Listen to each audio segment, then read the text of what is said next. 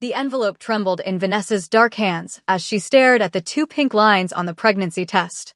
Her heart hammered against her ribcage while she sat in the marble bathroom of the penthouse she shared with the most dangerous man in Seoul.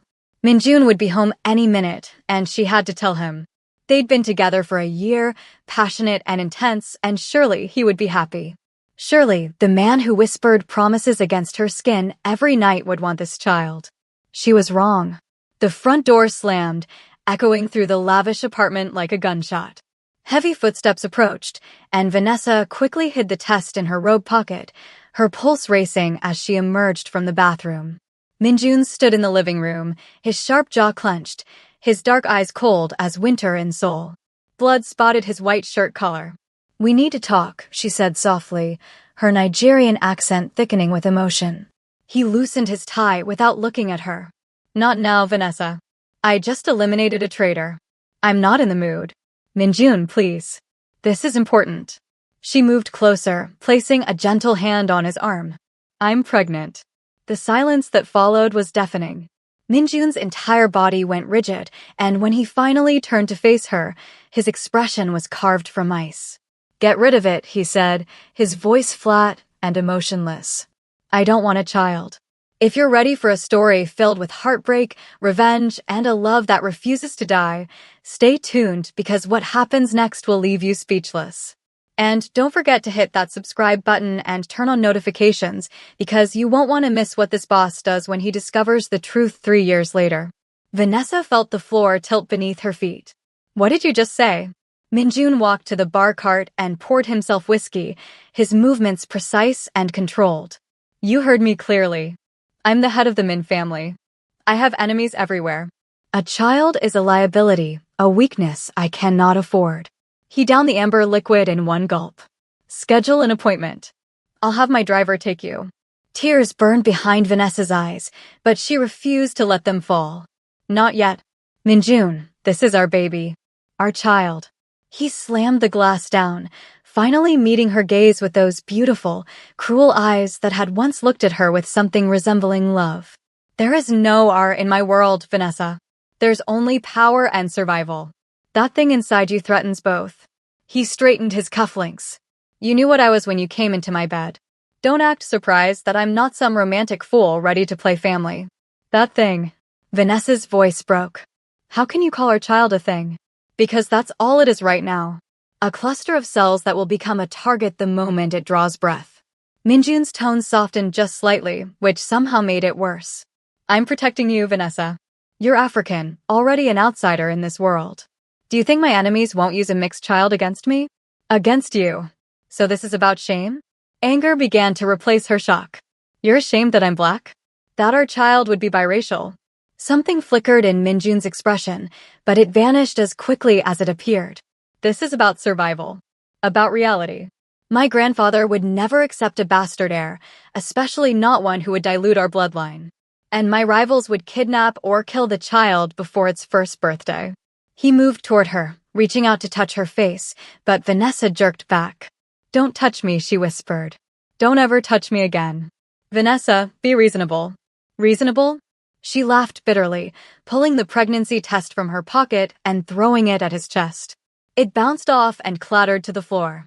"I'm carrying your child, and you want me to kill it. There's nothing reasonable about any of this." Minjun's jaw tightened. "I'm giving you a choice.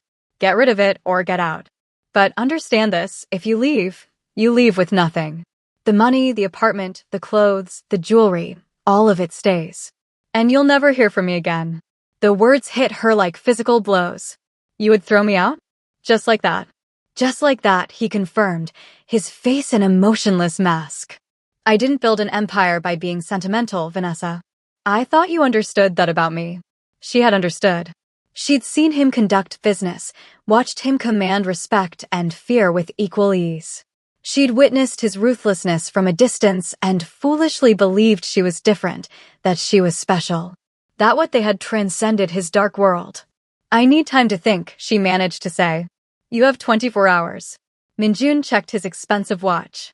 "I have a meeting with the Park family tomorrow night.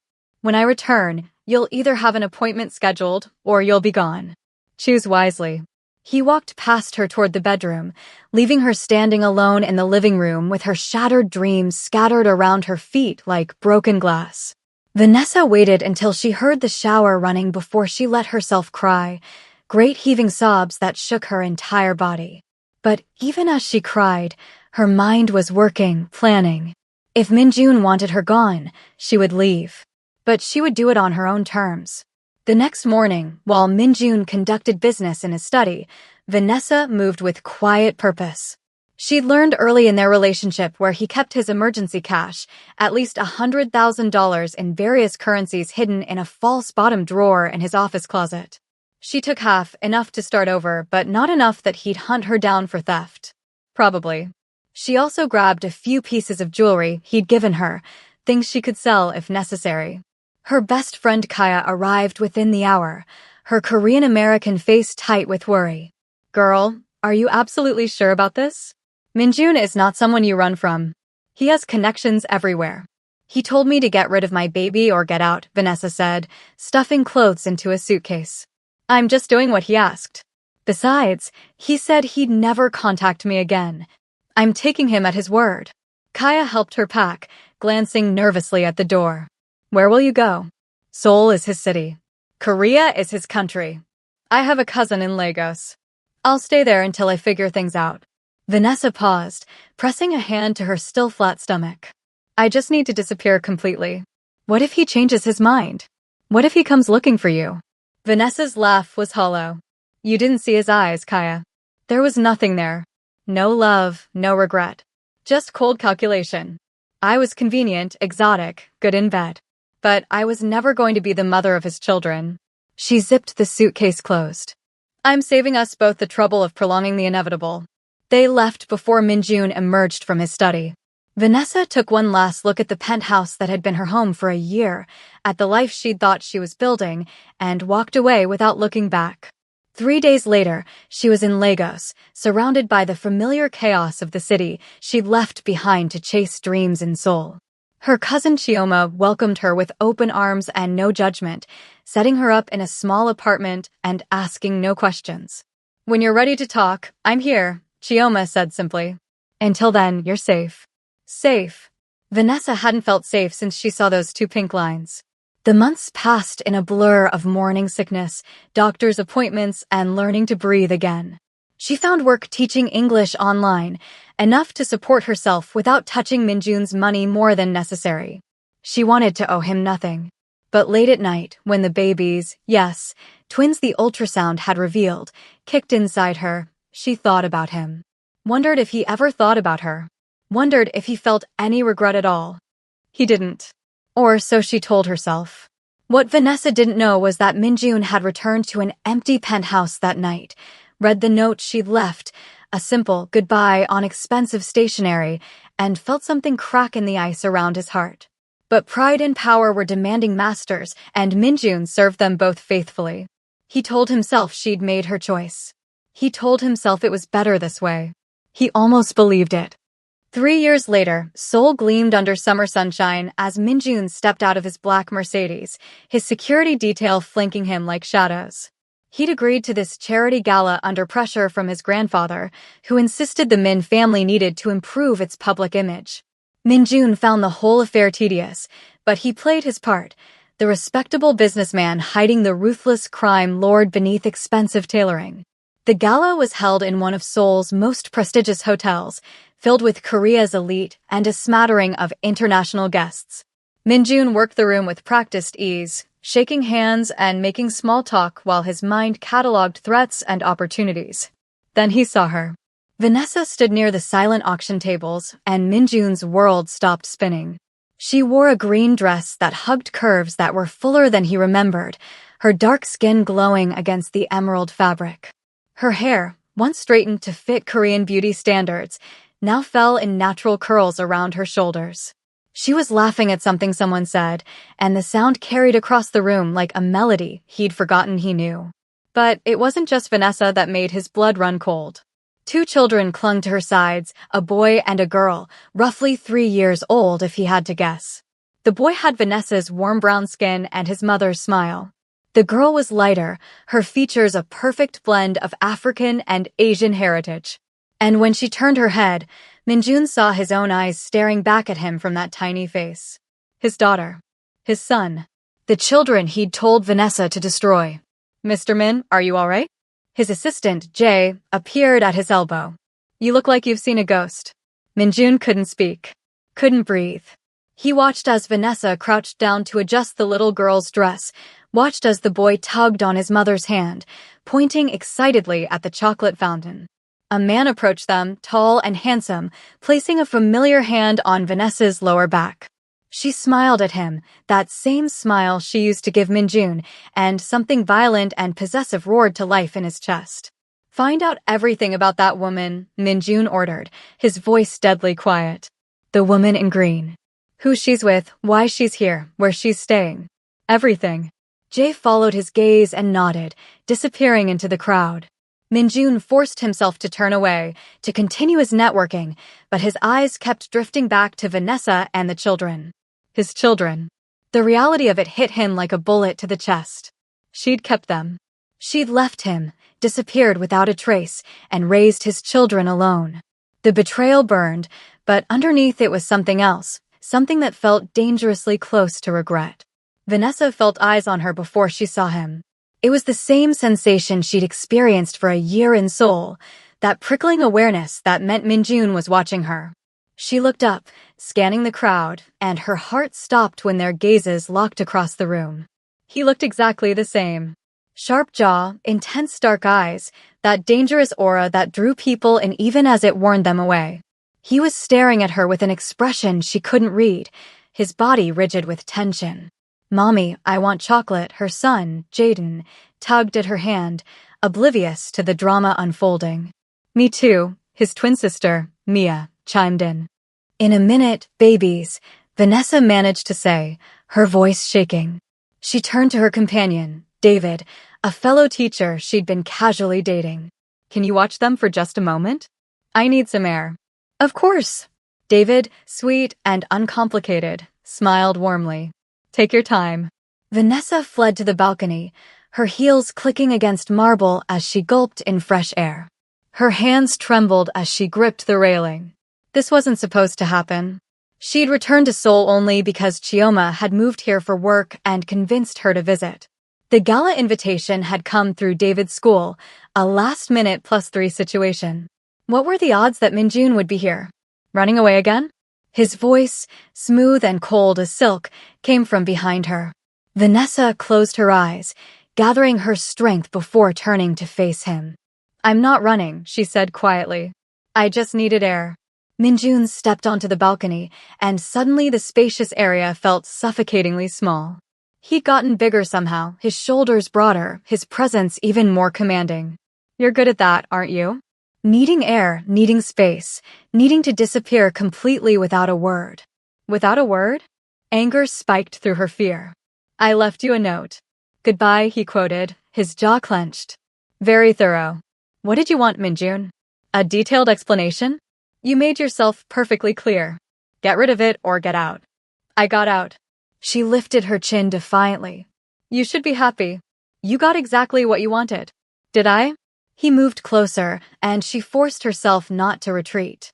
"Because those two children in there, the ones who have my eyes, my daughter's face, tell a different story." "They're not your children," Vanessa said firmly, even as her heart raced. "You gave up any right to them the moment you called them it and told me to destroy them." Something dangerous flashed in Minjun's eyes. "They're my blood. DNA doesn't lie, Vanessa. You kept them. You ran away and kept my children from me. I saved them from you," she shot back. "From a father who didn't want them, who would see them as liabilities and weaknesses. I gave them love, stability, safety, everything you said you couldn't provide. You had no right to make that choice alone. And you had no right to demand I abort them." Vanessa's voice rose, years of pain and anger erupting.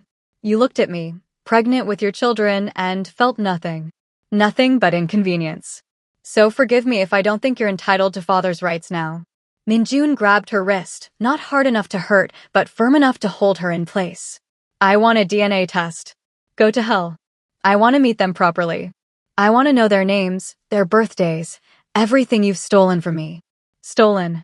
Vanessa laughed bitterly, trying to pull free. You threw us away like garbage, Minjun. I didn't steal anything. I salvaged what I could from the wreckage you created. Their name's Vanessa. His grip tightened slightly, his face inches from hers. Tell me their names. She could smell his cologne, the same scent that used to cling to her skin after nights tangled in his sheets. God, she hated that her body still remembered, still responded to his proximity. Jaden and Mia, she whispered. The boy is Jaden. The girl is Mia. They're 3 years old, and they're happy, and they don't need you disrupting their lives. Jaden and Mia, he repeated, something softening in his expression. My children. My children, Vanessa corrected, finally yanking her wrist free. I've been their mother for 3 years. I was there for every kick, every sleepless night, every first. You were nothing. You are nothing to them. The words landed like intended blows, and she saw Minjun flinch almost imperceptibly. Good. She wanted him to hurt the way she'd hurt. That changes now, Minjun said, his voice dropping to that dangerous tone she remembered from his business dealings. I will know my children, Vanessa.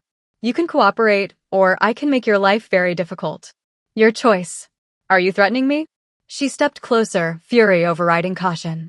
Because I'm not that naive girl anymore, Minjun. I'm not impressed by your money or your power. I'm a mother now, and I will protect my children from anything and anyone, including you.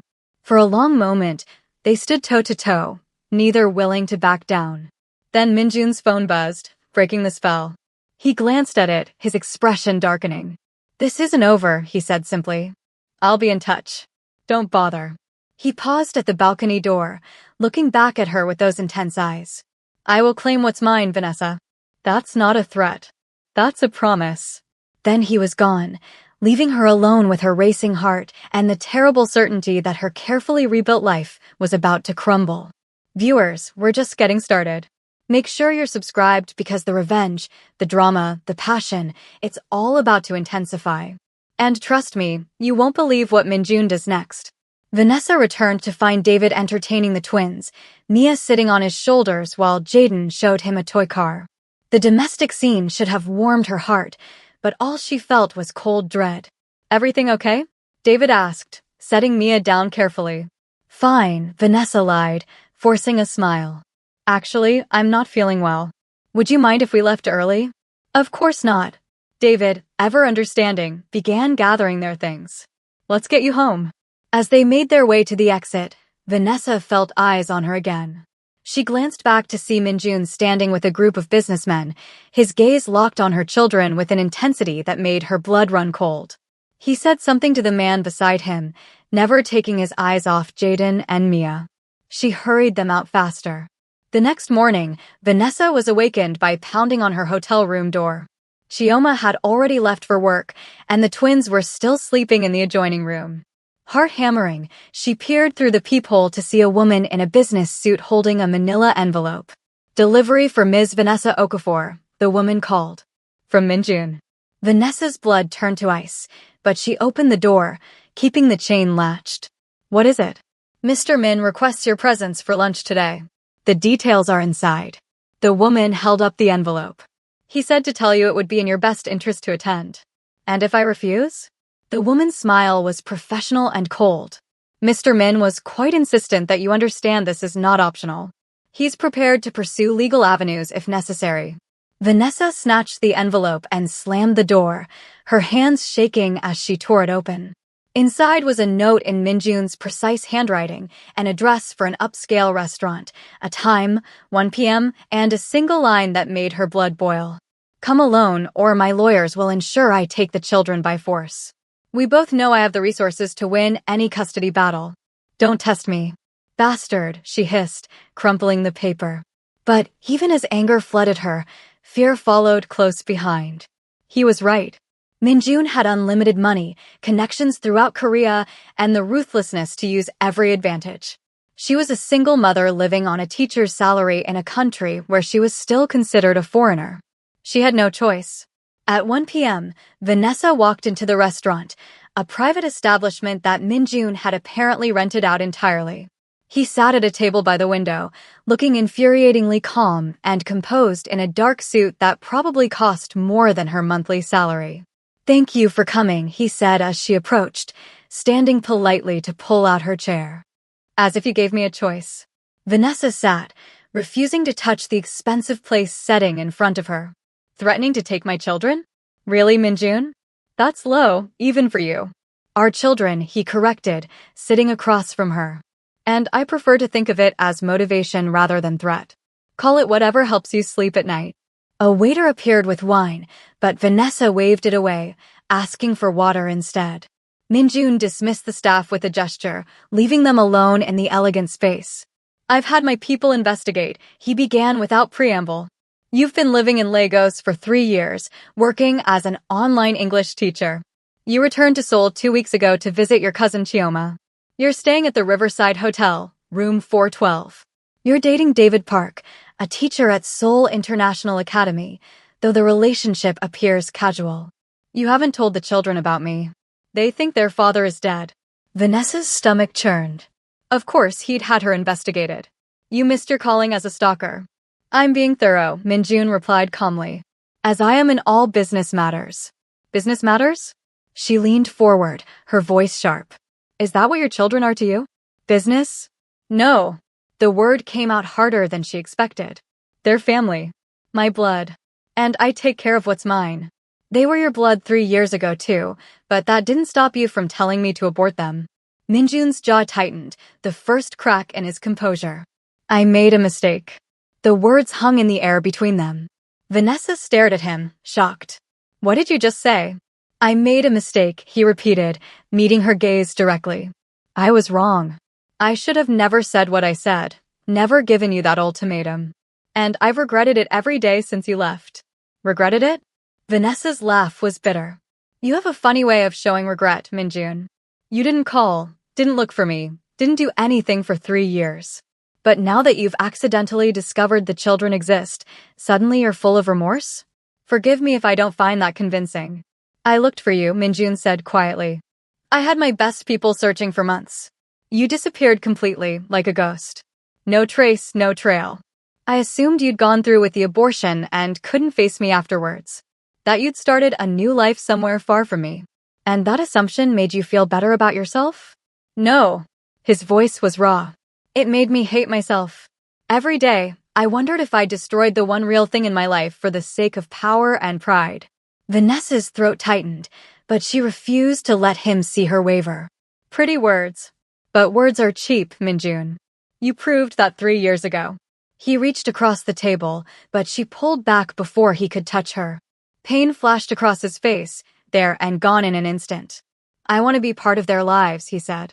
"I want to know them, provide for them, protect them. They don't need your protection. They have me. You're living in a hotel room, Vanessa. Working online classes. I can give them everything, the best schools, security, opportunities you could never afford on your own." The condescension in his tone ignited her fury.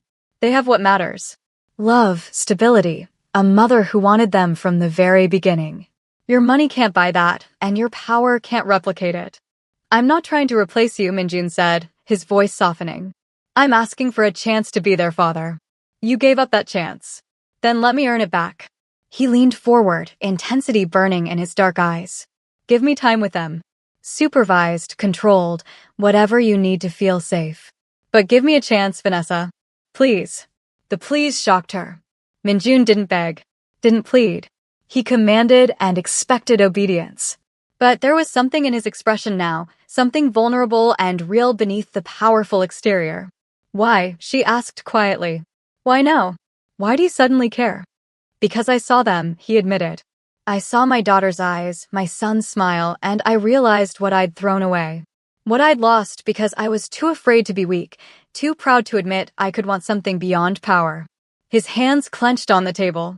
"I've spent 3 years as the most powerful man in Seoul's underworld, and I've never felt emptier. And then I saw what could have been, what should have been, and I knew I had to try." Vanessa wanted to stay angry, wanted to hold on to her righteous fury and protective instincts. But beneath his polished exterior, she saw genuine anguish, and it shook her resolve. If I agree, she said slowly, and that's a massive if, there would be rules. Strict rules. Name them. You don't tell them you're their father. Not yet. We start slow. Maybe you're just a family friend. We see how they react to you, how you actually are with children before we blow up their entire world. Minjun nodded. Agreed. You don't try to buy their affection with expensive gifts. No ponies, no sports cars for when they turn 16, nothing excessive. Reasonable. And if at any point I feel like your world, your lifestyle, is dangerous for them, this ends. No arguments, no legal battles. You walk away. His expression hardened. I can't promise that last one. I won't walk away from my children again, Vanessa. But I swear to you, I will never let my business touch them. They'll be protected, always. Your protection almost killed them before they were born. The words struck home, and Minjun flinched. I know. And I have to live with that. But I'm asking you to let me prove I'm different now. That fatherhood can change me the way I see it's changed you. Vanessa closed her eyes, warring with herself. Every instinct screamed not to trust him, to grab her children and run back to Lagos where they were safe from his complicated, dangerous world. But another part of her, the part that remembered loving him, that saw the twins ask about their father sometimes, wondered if maybe he deserved a chance. One afternoon, she finally said, "This Saturday, we'll go to the park, all of us, and you can spend time with them. But I'm there the whole time, and if I see anything I don't like, we're done." Understood. Understood. Minjun's relief was palpable. Thank you, Vanessa. You won't regret this. I already regret it, she muttered, standing. I'll text you the details. You don't have my number anymore. She pulled out her phone and rattled off his private number, the one she deleted from her contacts, but never forgot. Some things stay with you whether you want them to or not. As she walked away, she felt his eyes on her back, intense and burning. And despite everything, despite the pain and betrayal and years of anger, her body still remembered what it felt like to be the focus of Minjun's attention. God help her, but part of her still wanted it. Comment below what you think will happen at the park. Will the twins like Minjun, or will this reunion be a disaster? And should Vanessa give him a real second chance? Let me know your thoughts. Saturday arrived too quickly. Vanessa dressed the twins in comfortable play clothes, her stomach a knot of anxiety. She hadn't told them anything specific, just that they were meeting a friend of Mommy's at the park. Is it Uncle David? Jaden asked, tugging on his favorite dinosaur shirt. No, baby. Someone new. Vanessa knelt to tie Mia's shoes, her hands trembling slightly. His name is Minjun, and he's very excited to meet you both. Will he play with us? Mia asked, her eyes, so heartbreakingly similar to her father's, wide with hope. I'm sure he will, sweetheart. They arrived at the park to find Minjun already waiting by the fountain, looking distinctly out of place in designer casual where that probably cost thousands. He'd clearly made an effort, trading his usual suits for dark jeans and a simple black sweater, but he still radiated wealth and power. When he saw them approaching, his entire face transformed. The cold mask dropped away, replaced by something raw and yearning as he stared at Jaden and Mia. Hi, he said, his voice rough. He crouched down to the twins' level. You must be Jaden and Mia. I'm Minjun. Your mom told me all about you. Jaden, ever bold, stepped forward. Do you like dinosaurs? A smile tugged at Minjun's lips. I think they're incredible. Which is your favorite? T-Rex because they're the strongest. Very good choice. Minjun glanced at Mia, who was hiding partially behind Vanessa's leg. And what do you like, Mia? Mia peeked out shyly. I like painting and dancing. She's very talented, Vanessa added softly, watching the interaction carefully. Minjun's expression softened impossibly further. I'd love to see your painting sometime, if that's okay. Mia nodded, warming up slightly. Okay. They started walking through the park, the twins running ahead to the playground while Vanessa and Minjun followed at a distance. She watched him watch them, saw the naked emotion on his face, and her heart clenched. They're beautiful, he said quietly. Perfect. They are, Vanessa agreed. And they're smart, funny, stubborn as hell. Wonder where they get that from. His lips quirked. Thank you for this, Vanessa. I know it wasn't easy. It's not for you, she said firmly. It's for them. Every child deserves to know their father if that father is willing to actually be present. I'm present, Minjun assured her. I'm here and I'm not going anywhere. They reached the playground and Jaden immediately called out Minjun. Push me on the swing. Something profound crossed Minjun's face, hearing his name called by his son. He looked at Vanessa, asking permission silently. She nodded, and he moved to the swings, carefully pushing Jaden higher and higher as the boy squealed with delight. Higher! Higher! I don't want your mother to kill me on our first visit, Minjun laughed, the sound so genuine and warm that Vanessa almost didn't recognize it. When had she ever heard him laugh like that? Mia tugged on Vanessa's hand. I want to swing too. Go ask Minjun, baby. Mia approached Minjun shyly, and when she asked, he immediately lifted her into the swing beside her brother, carefully adjusting the chains to her height. Soon both twins were laughing, competing to see who could go higher, and Minjun was caught between them, giving them equal attention with a natural ease Vanessa hadn't expected. You're a natural, she said when he finally stepped back, letting them swing on their own. I'm terrified, he admitted quietly. I don't know what I'm doing. What if I mess this up? You will mess up, Vanessa said honestly. All parents do. The difference is whether you care enough to do better next time. He turned to her, and the intensity in his gaze made her breath catch. I care, Vanessa. More than I thought possible. I look at them, and I feel things I've never felt before. It's terrifying and incredible all at once. That's parenthood, she whispered. Mommy, Minjun, watch me. Jaden called, now climbing on the monkey bars. They spent the next 2 hours playing, laughing, and existing in a bubble that felt dangerously close to family.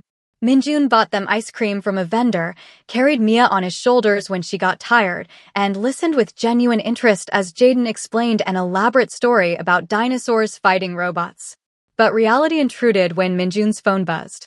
He checked it, and his expression darkened instantly. I have to take this, he said apologetically. Business. He stepped away, and Vanessa watched his body language change, becoming hard and cold as he spoke rapid Korean into the phone. This was the Minjun she knew, the dangerous man who controlled Seoul's underworld from the shadows. When he returned, the warmth in his eyes had cooled slightly. I'm sorry, but I need to handle something. Can we do this again? We'll see, Vanessa said noncommittally. Minjun crouched down again, speaking to the twins. I have to go to work, but I had an amazing time with you both today. Can I see you again soon? Yes, Jaden shouted immediately. Mia nodded, smiling. You're nice. I like you. Vanessa saw something break and reform in Minjun's expression. He reached out, hesitated, then gently ruffled Mia's hair. I like you too. Both of you. So much. As they walked back to Vanessa's car, Minjun caught her arm gently. Tomorrow. Dinner, the 4 of us. Please. Minjun, we agreed to take this slow. I know, but I can't stop now. Every moment away from them feels like wasted time. His grip tightened slightly. I've already lost 3 years. Don't make me lose more. Against her better judgment, Vanessa found herself nodding. Dinner. Somewhere casual, child-friendly. I'll arrange everything.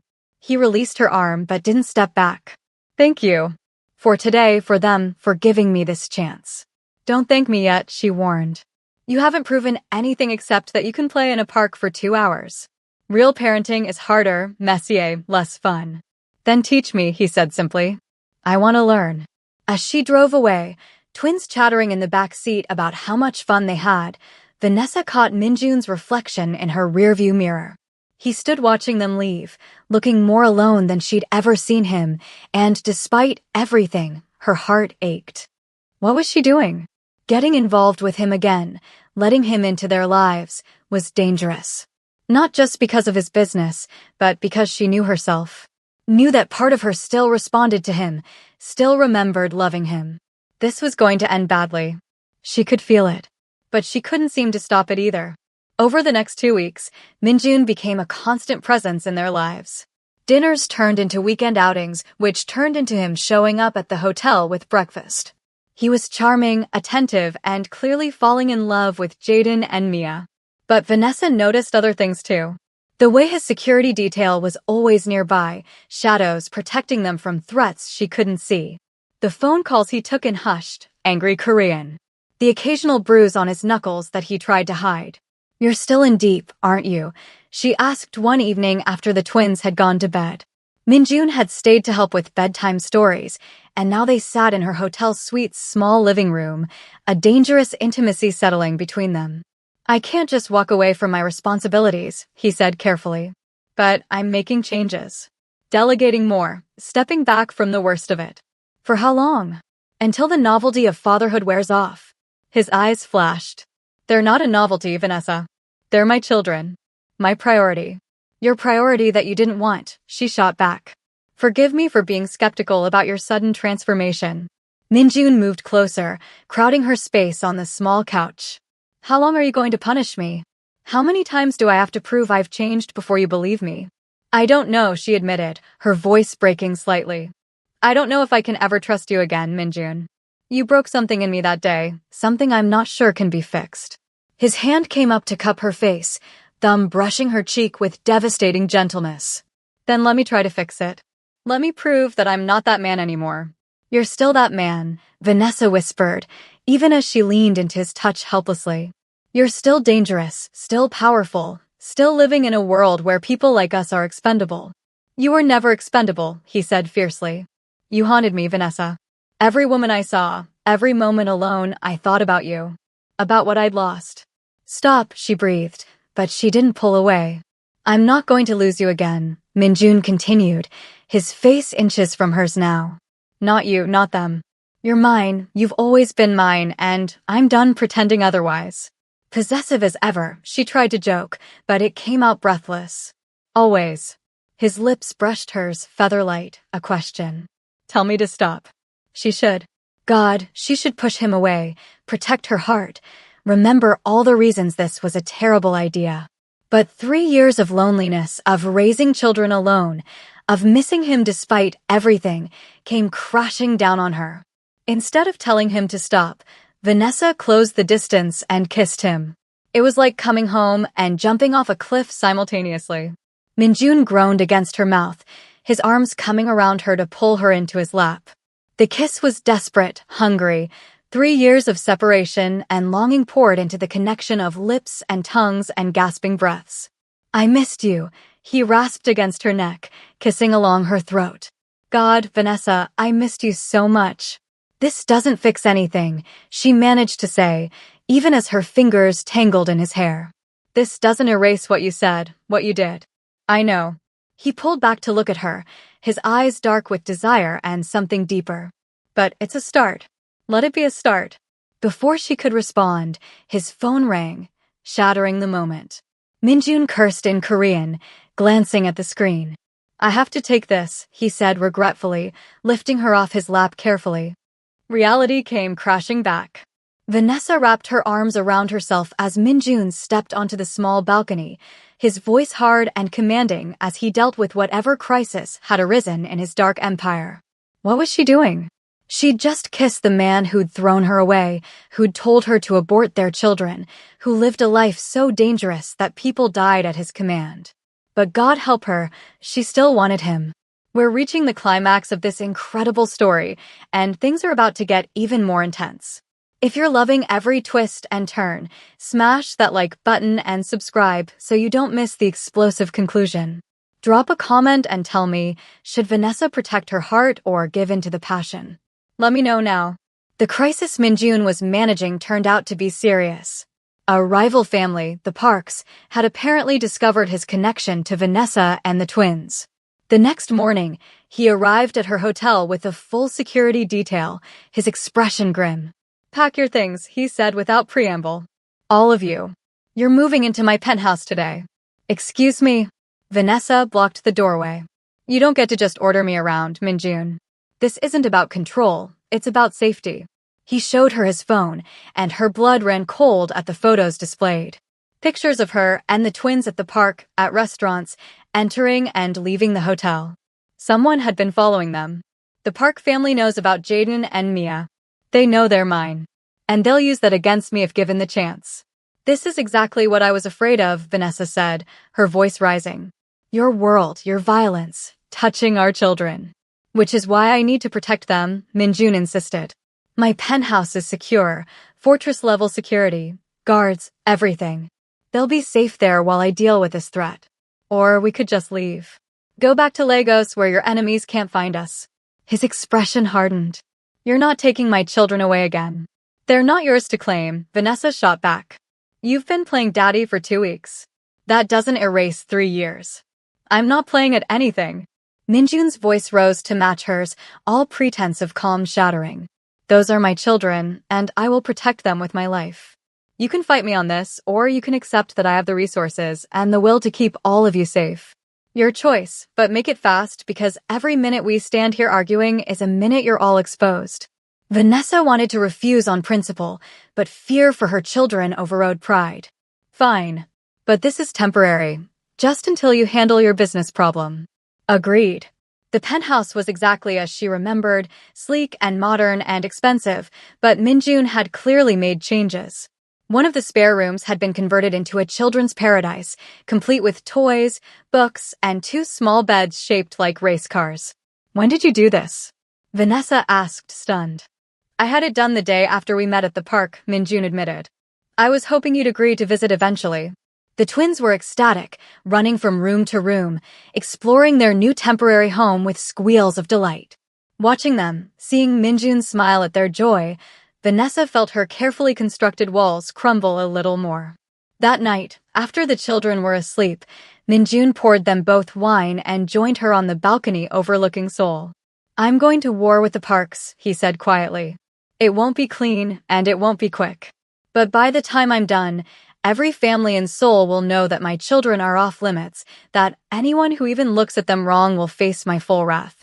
This is the life you wanted to protect them from, Vanessa reminded him. No, this is the life I live. But I'll burn it all down before I let anyone hurt them. He turned to her, intensity blazing in his eyes. Or you, Minjun. I love you, he said, the words stopping her heart. I've loved you since the day you first smiled at me in that bar, all confident and beautiful and unlike anyone I'd ever met. I loved you when you lived with me, when you left me, every day in between. And I love you now, even though I know I don't deserve you. Tears burned in Vanessa's eyes. You told me to get rid of our children. I know. His voice broke. And I'll regret those words until the day I die. But I'm begging you, Vanessa, give me a chance to make it right. To be the man you needed 3 years ago, the father our children deserve, the partner you can trust. I don't know if I can trust you, she whispered. Then let me earn it. He took her hands, holding them gently. Every day, for the rest of my life if that's what it takes. I'll prove that I've changed, that we can work. Before she could respond, an explosion rocked the building. Minjun immediately covered her body with his, pushing her down as glass shattered around them. Alarms blared and security rushed onto the balcony. Get them to the safe room, Minjun barked, pulling Vanessa to her feet.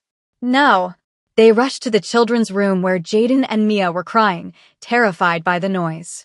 Vanessa scooped them both up while Minjun led them to a hidden panel in his office, revealing a reinforced room with supplies and communications equipment. Stay here, he commanded, kissing each twin's forehead and then, without thinking, kissing Vanessa hard and desperate. I'll handle this. Minjun, don't. But he was already gone, the door sealing behind him with a heavy thud. For 3 hours, Vanessa sat in that safe room, holding her crying children, listening to gunfire and shouting in the distance. She'd never been more terrified in her life. When the door finally opened, Minjun stood there, blood on his clothes, a cut above his eyebrow, but alive. Gloriously, miraculously alive. It's over, he said quietly. The parks sent a message. I sent one back. They won't try again. Vanessa handed the twins to a guard who'd appeared behind Minjun, then launched herself at him, not caring about the blood or the violence or anything except that he was safe. Don't ever do that again, she sobbed against his chest. Don't ever leave me not knowing if you're coming back. I'm sorry, he murmured, holding her tight. I'm so sorry. I can't do this, she said, pulling back to look at him. I can't live like this, Minjun. Always afraid, always looking over my shoulder, wondering if today's the day your enemies hurt my babies. Our babies, he corrected gently. And you won't have to. I'm out. What? I'm out, he repeated, louder. I'm stepping down, transitioning control to my cousin. I'll maintain a small share for income, but I'm done with the violence, the wars, all of it. My family is more important. You give up everything? Vanessa asked, searching his face for lies. I already lost everything once when I let you go, Minjun said simply. I won't make that mistake again. You, Jaden, Mia, you're everything now. The rest is just noise. She kissed him then, pouring 3 years of pain and love and hope into it. When they finally broke apart, both breathing hard, Minjun rested his forehead against hers. Come home, he whispered. Really home. Marry me, let me be the father I should have been from the start, the partner you deserve. Give me forever to make up for the time I wasted. That's a long time, Vanessa said, smiling through tears. Not long enough, he replied. I'll need at least 2 lifetimes to worship you properly. Always so dramatic. You love it. And God help her, she did. She loved him, despite everything, because of everything. Because people could change, because love could be stronger than pride, because the man holding her had proven he would burn down his entire world for her and their children. Yes, she said softly. Yes to coming home. Yes to being a family. Yes to giving you the chance to make this right. Yes to marrying me, he pushed, hope blazing in his eyes. She pretended to think about it, then smiled. Yes to that too. But I'm keeping my last name. I wouldn't expect anything less. He kissed her again, softer this time, a promise of the future they'd build together. From the doorway, a small voice piped up. Does this mean Minjun is staying? They broke apart to find Jaden and Mia peeking into the room, the guard looking apologetic behind them. I tried to keep them back, boss, but... It's fine, Minjun said, kneeling down with his arms open. The twins rushed into his embrace, and he held them close, his eyes suspiciously wet. How would you two feel if I stayed forever? If I was more than just Mommy's friend? Like what? Mia asked. Vanessa knelt beside them, completing their circle. Like your daddy. Would you like that? The twins looked at each other, having one of those silent conversations only siblings could manage, then turned back with identical smiles. Yes, they shouted in unison. And just like that, the family that had been broken before it began was whole. 6 months later, Vanessa stood in a private garden in Seoul, wearing a dress that blended traditional Nigerian and Korean elements, preparing to marry the man who'd once broken her heart and then spent every day since putting it back together. Minjun had kept his promises. He'd stepped back from the dangerous aspects of his business, moved them all into a secure but warm family home, and devoted himself to being present. He was there for every bedtime story, every scraped knee, every moment of their daily lives. It hadn't been perfect. They'd fought, argued about his overprotectiveness and her stubbornness.